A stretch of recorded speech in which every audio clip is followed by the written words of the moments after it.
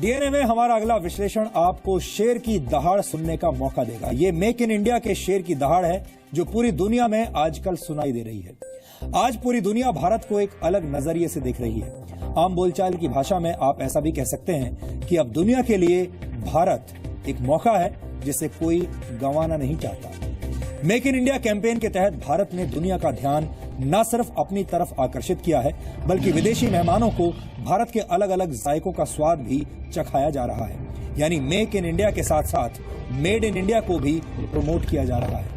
अमेरिकी राष्ट्रपति Barack Obama जब भारत आए थे तो प्रधानमंत्री नरेंद्र मोदी ने उन्हें खुद अपने हाथों से बनाई चाय पिलाकर दोस्ती में मिठास घोलने की कोशिश की थी। और अब 3 देशों की विदेश यात्रा के दौरान पहले फ्रांस और अब जर्मनी में भी नरेंद्र मोदी अपने इसी जांचे परखे फॉर्मूले के तहत भारत की मार्केटिंग कर रहे हैं। नरेंद्र मोदी ने पहले फ्रांसीसी राष्ट्रपति फ्रांसवा ओलांद के साथ सेन नदी में नाव पर चर्चा की। फिर जर्मनी की चांसलर एंजेला मर्केल को चाय की चुस्कियों के साथ भारत के स्वाद के बारे में बताया। यानी चाहे जर्मनी हो या फ्रांस, मेक इन इंडिया के शेर की दहाड़ हर जगह सुनाई दे रही है। आज अपने विश्लेषण में हम आपको ये समझाने की कोशिश कर रहे हैं कि कैसे मेक इन इंडिया और मेड इन इंडिया की मदद से भारत की छवि पूरी दुनिया में नई चमक के साथ सामने आई है। अंतर्राष्ट्रीय मंच पर भारत की इंटरनेशनल मार्केटिंग से जुड़ा ये आज का सबसे दिलचस्प वीडियो विश्लेषण है जिसे देखकर आपके मन में गर्व की भावना बढ़ जाएगी।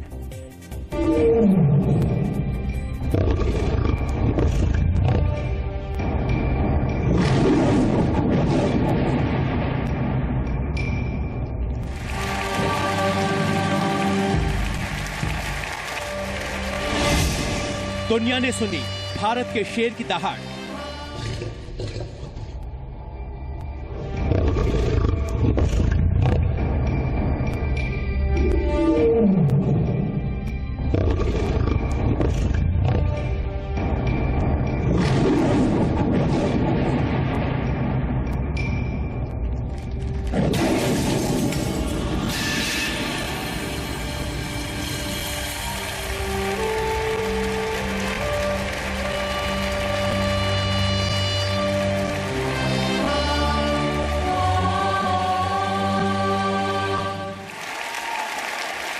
ये है विजय विश्व शेर हमारा।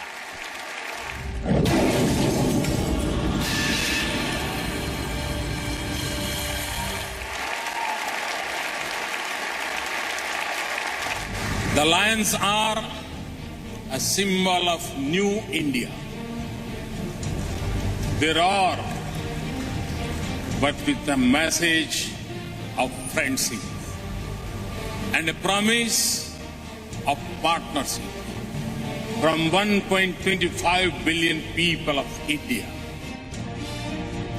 इस शेर की पीठ पर सवार है नरेंद्र मोदी का सबसे बड़ा मिशन। नाम है make in India. Please welcome the Prime Minister of India, Mr. Narendra Modi. और जब दुनिया के सबसे बड़े औद्योगिक मेले हैनोवर मेसे के उद्घाटन समारोह में पीएम मोदी ने इसे ग्लोबल मंच पर लॉन्च किया तब हर कोई हक्का बक्का रह गया। Make in India is not a brand, nor is it simply a slogan on a smart lion.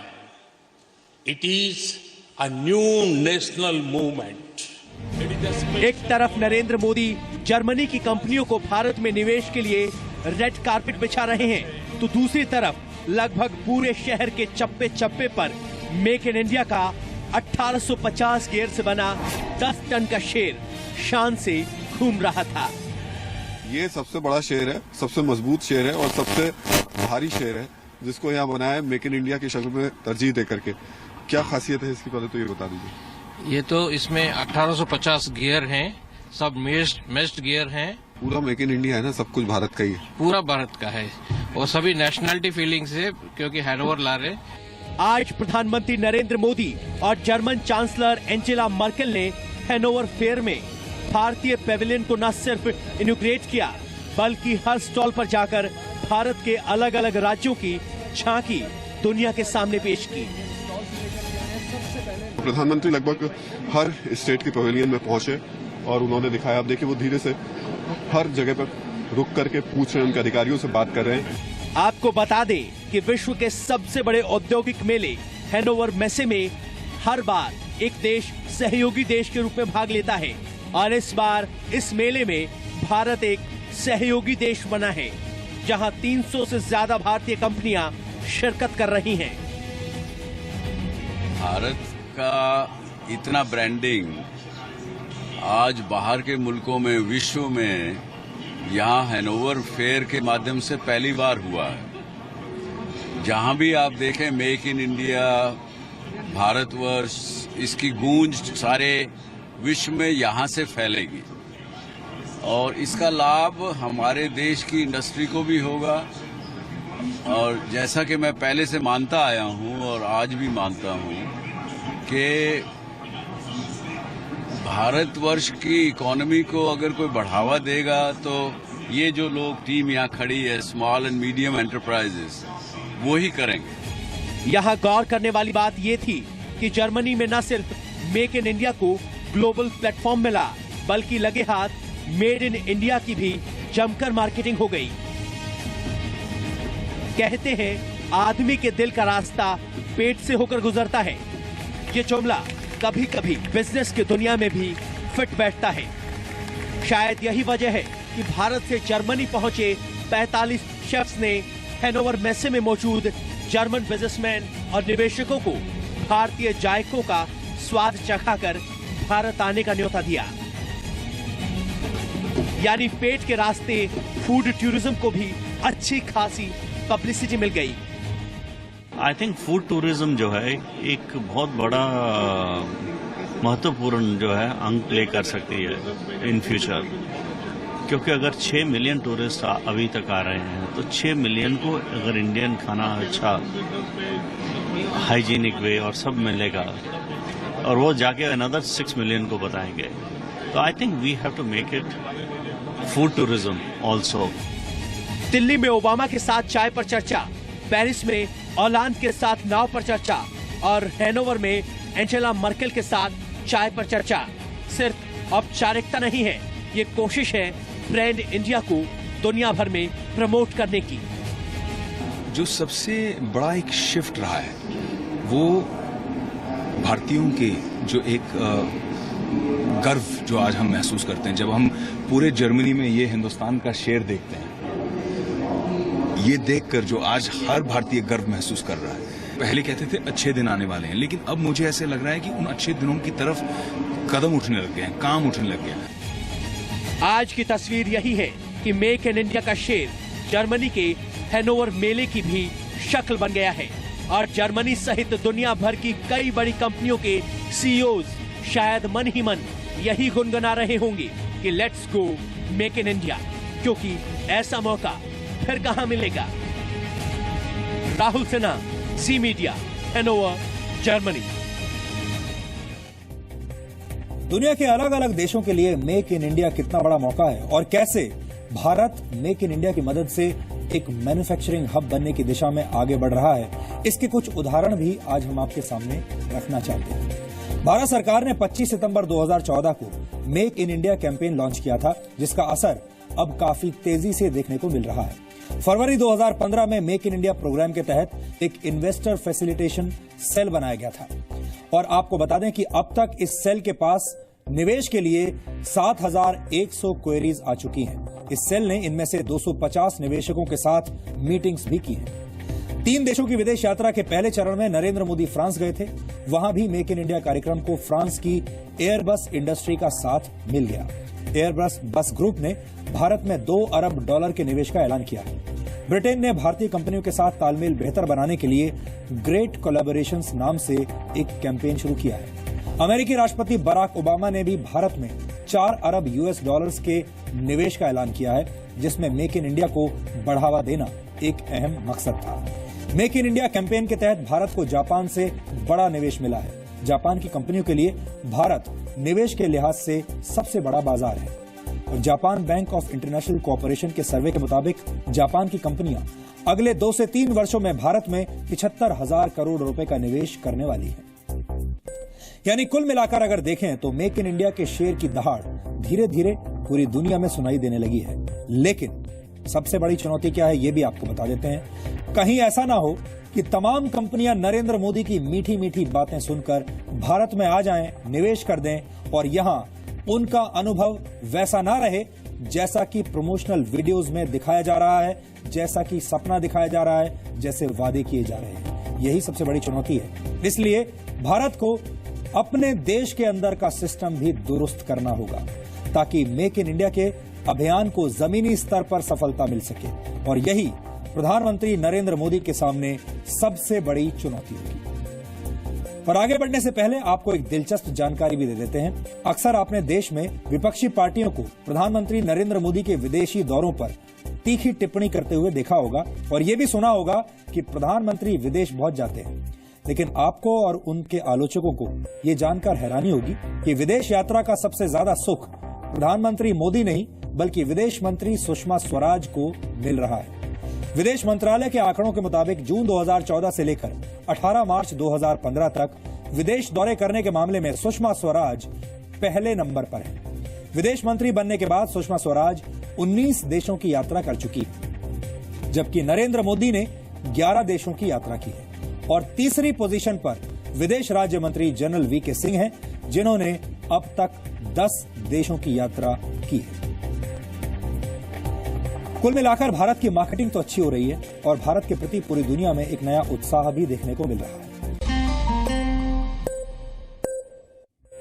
विदेशी मीडिया हो या विदेशी एनजीओ, वो एक खास तरह के चश्मे से भारत को देखते हैं और इसी चश्मे को तोड़ने के लिए हमने एक मुहिम चलाई है जिसका नाम है इंडिया फाइट्स बैक। और इसी मुहिम के तहत आज हमारे पास एक ऐसी एक्सक्लूसिव रिपोर्ट है जिसमें ग्रीन पीस जैसे एक्टिविस्ट संगठन के भारत विरोधी गुनाह छुपे हुए हैं।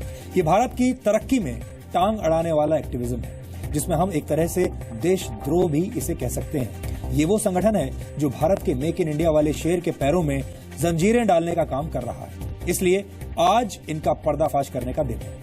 जी न्यूज के पास ग्रीन पीस को लेकर इंटेलिजेंस ब्यूरो की ताजा रिपोर्ट आई है जिसमें कहा गया है कि एनजीओ ग्रीन पीस ने देश की तरक्की रोकने के लिए पूरी ताकत लगाई हुई है। ग्रीन पीस भारत की शान कही जाने वाली चाय की इंडस्ट्री को बर्बाद करने में तुला है। और इस रिपोर्ट के मुताबिक, ये रिपोर्ट मेरे हाथ में भी है, ग्रीन पीस इंडिया ने trouble brewing on Indian T नाम से एक रिसर्च पेपर जारी किया था।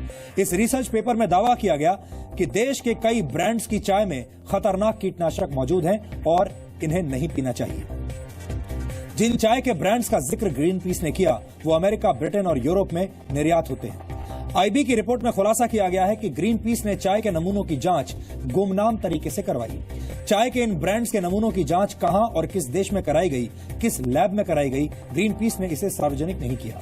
आईबी की रिपोर्ट के मुताबिक यूरोप के किसी देश की निजी लैब से भारतीय चाय पर रिपोर्ट तैयार करवाई गई। इस रिपोर्ट के मुताबिक ग्रीन पीस विदेशी ताकतों के साथ मिलकर देश के चाय उद्योग को बर्बाद करने की साजिश कर रहा है। रिपोर्ट में यह भी कहा गया है कि भारतीय चाय बोर्ड ग्रीन पीस के रिसर्च से असहमत है और ये पूरी तरह से भारत के चाय निर्यात को प्रभावित करने की साजिश है।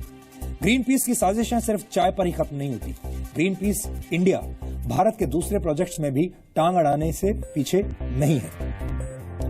आईबी की रिपोर्ट के मुताबिक देश की तरक्की को रोकने के लिए बड़े बड़े प्रोजेक्ट्स के खिलाफ बड़े पैमाने पर जगह जगह धरना प्रदर्शन करने की प्लानिंग ग्रीन पीस इंडिया ने रची है। ग्रीन पीस इंडिया ने 5 अल्ट्रा मेगा पावर प्रोजेक्ट्स को बंद कराने के लिए साजिश रची। ये प्रोजेक्ट्स मध्य प्रदेश के सासन, आंध्र प्रदेश के कृष्णापट्टनम, महाराष्ट्र के गृह, ओडिशा के सुंदरगढ़ और गुजरात के मुंद्रा में है। इन पावर प्रोजेक्ट से देश को 20,000 मेगावाट बिजली मिलने वाली है।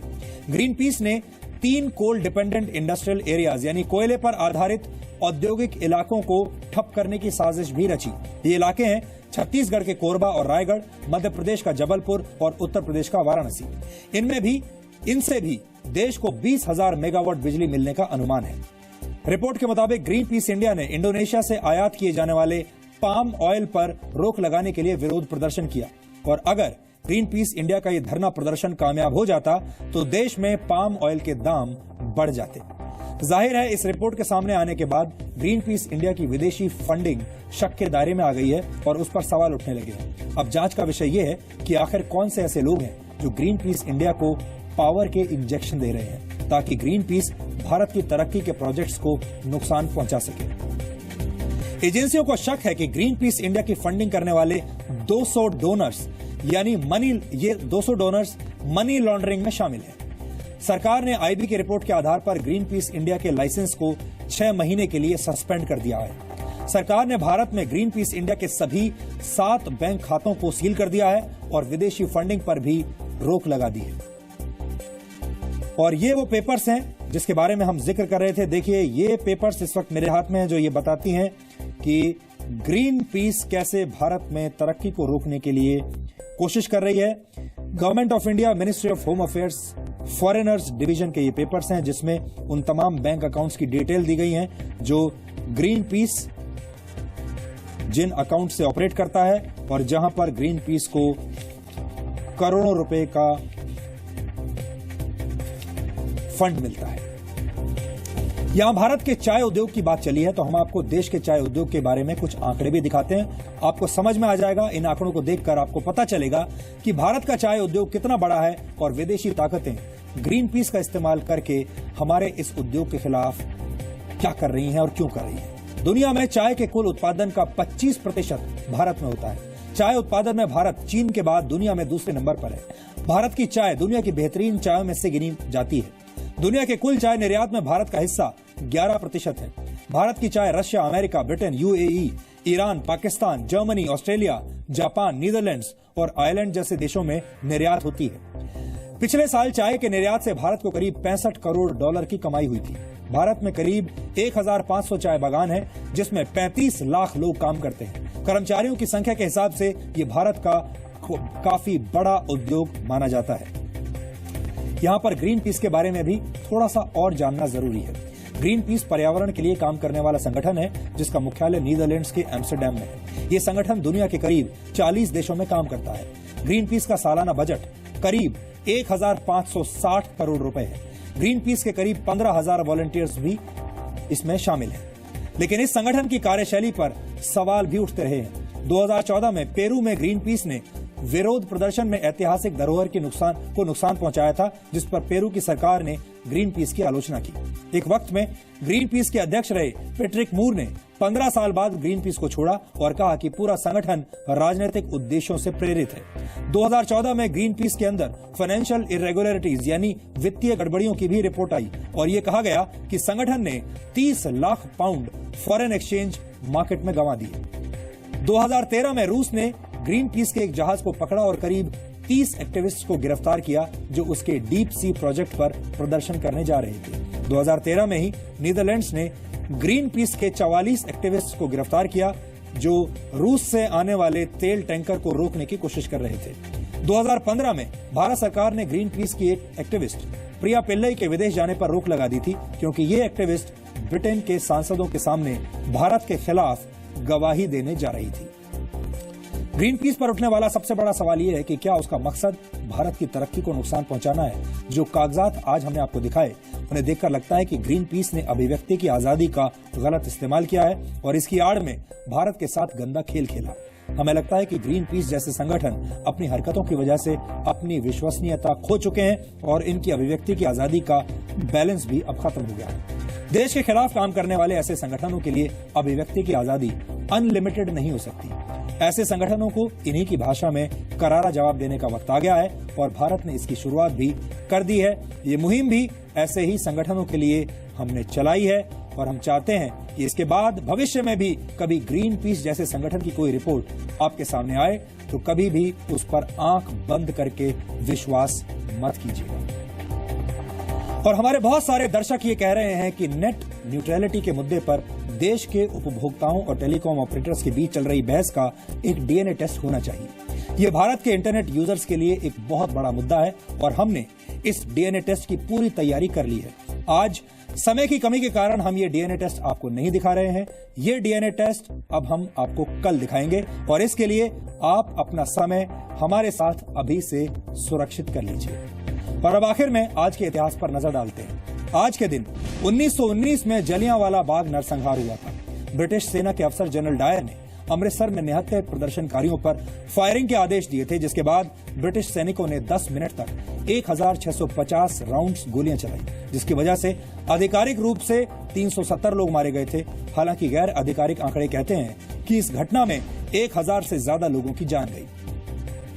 1796 में पहली बार अमेरिका में हाथी देखा गया था, जो भारत से ही वहां पर भेजा गया।